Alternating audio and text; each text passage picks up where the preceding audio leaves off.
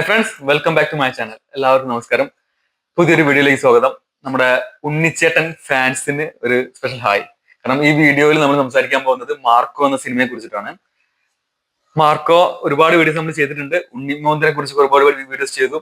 So നമ്മള് മുന്നത്തെ വീഡിയോയിലൊക്കെ ഞാൻ പറഞ്ഞ പോലെ ഉണ്ണിമുകുന്ദന്റെ ഒരു ലേറ്റസ്റ്റ് ഇന്റർവ്യൂവിൽ അദ്ദേഹം പറഞ്ഞിരുന്നു, ലൈക്ക് മാർക്കോ 1, 2, 3, 4 ഭാഗങ്ങൾ വരെ നമുക്ക് പ്രതീക്ഷിക്കാം. പാർട്ട് 4 വരെ മനസ്സിൽ പ്ലാൻ ഉണ്ട് എന്ന്.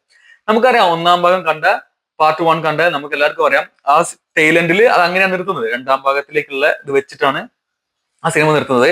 മാത്രമല്ല, ഇതിന്റെ കൂടെ തന്നെ ഞാൻ പറയാൻ ആഗ്രഹിക്കുന്നത്, രണ്ടാം ഭാഗത്തിൽ നമ്മൾ ഇപ്പൊ കണ്ടതിനെക്കാട്ടിയും ഒരു ഡബിൾസ് വലിയ, അതായത് ഇതിനെക്കാട്ടും അപ്പുറത്തെ ഒരു ക്യാൻവാസിൽ വരുന്ന മൂവി. അതുപോലെ ഇനി അതിന്റെ സ്റ്റോറി വൈസ് ആണെങ്കിലും ബ്രൂട്ടാലിറ്റി ആണെങ്കിലും ഒക്കെ ഇപ്പൊ കണ്ടതിന്റെ ഇരട്ടിയായിരിക്കും. കാരണം എന്താ വെച്ചാൽ ആ സിനിമയെ തന്നെ പല കാര്യങ്ങൾ ഒളിപ്പിച്ച് വെച്ചിട്ടുണ്ട്. നിങ്ങൾ എത്ര പേര് ശ്രദ്ധിച്ചെന്ന് അറിയില്ല.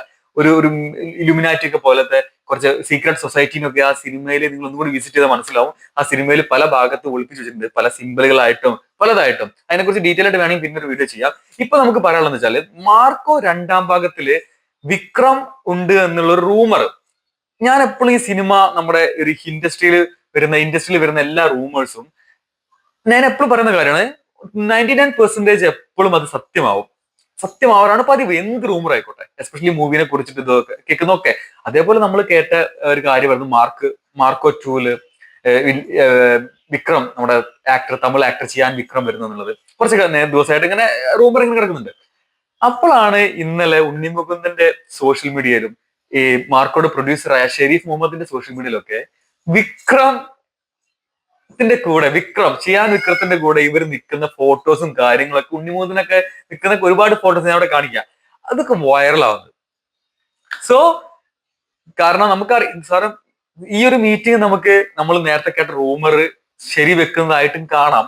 അല്ലെങ്കിൽ നമുക്ക് എന്താ പറയാ, ഇപ്പം അല്ലു അർജുൻ അടക്കം പലരും ഈ സിനിമയെ മെൻഷൻ ചെയ്യുന്നുണ്ട് മാർക്കോ എന്ന മൂവിയെ കുറിച്ചിട്ട്. സോ ചിയാൻ വിക്രം മൂവി കണ്ടിട്ട് ഇഷ്ടപ്പെട്ടിട്ട് ചുമ്മാ വിസിറ്റ് അവരെ ഇൻവൈറ്റ് ചെയ്താവാം, അങ്ങനെ ഒക്കെ എന്ത് വേണമെങ്കിലും. പക്ഷെ നമ്മൾക്കിത് സത്യത്തില് ഒരു മാർക്കോ 2-ന്റെ ഒരു സ്റ്റാർട്ടിങ് ആയിട്ട് തന്നെ എടുക്കാം.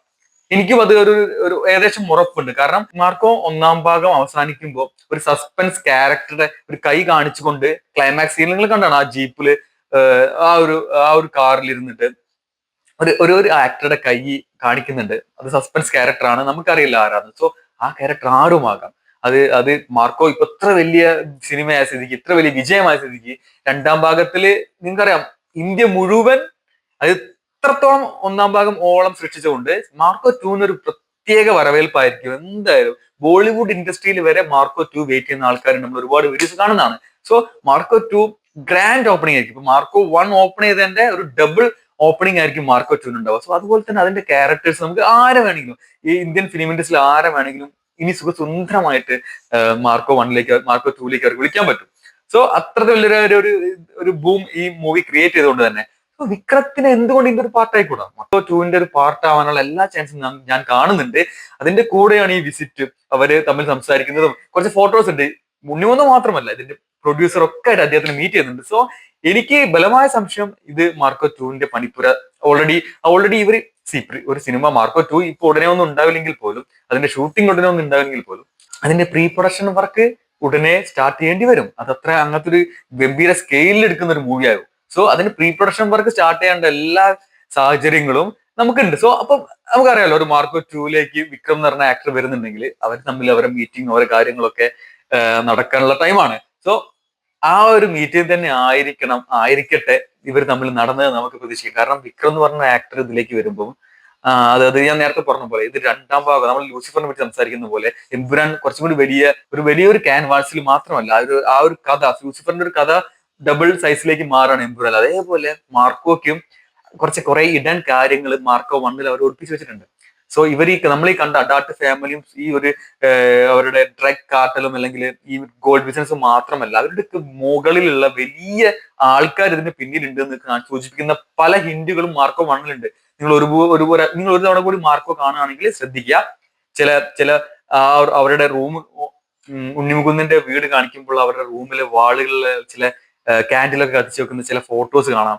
പിന്നെ ചില സെറ്റപ്പ് നമുക്ക് കണ്ടാൽ മനസ്സിലാവും, അതിൽ അവർ വെച്ചിട്ടുണ്ട്. ഈവൻ ലാസ്റ്റ് ഞാൻ ഈ പറഞ്ഞ ഈ സസ്പെൻസ് ആക്ടറുടെ കൈ കാണിക്കുമ്പോൾ ആ കാറിലുള്ള ഒരു സിമ്പിൾ പോലും ഇലുമിനാറ്റി ഒക്കെ ആയിട്ട് സാമ്യതയുള്ള ആ ഒരു സിമ്പിൾ പോലും ആ കാറിൽ ക്ലൈമാക്സ് സീനിൽ പോലും കാണിക്കുന്നുണ്ട്. സോ നമുക്ക് ഉറപ്പിക്കാം മാർക്കോ രണ്ടാം ഭാഗത്ത് മാർക്കോ ഏറ്റുമുട്ടാൻ പോകുന്നത് ഇപ്പം ഈ ടോണി അല്ലെങ്കിൽ റസൽ പോലത്തെ ആൾക്കാരല്ല, അവരൊക്കെ അങ്ങേ തലക്കിലുള്ള ഏറ്റവും വലിയൊരു ഗ്രൂപ്പിലൂടെ ആയിട്ടാണ്. കാരണം മാർക്കോ 1 നമ്മൾ ക്ലൈമാക്സിൽ കണ്ടതാണ്, ആ കുട്ടി വീണ്ടും തട്ടിക്കൊണ്ട് പോകുന്നതൊക്കെ നമുക്ക് എല്ലാവർക്കും അറിയാതൊക്കെ. സോ ഇനി മാർക്കോ മീറ്റ് ചെയ്യാൻ പോകുന്നതും മാർക്കോ എതിരിടാൻ പോകുന്നതും മാർക്കോ കാണാൻ പോകുന്നതും ഈ മാർക്കോ 1 കണ്ട ഒരു സംഭവമല്ല.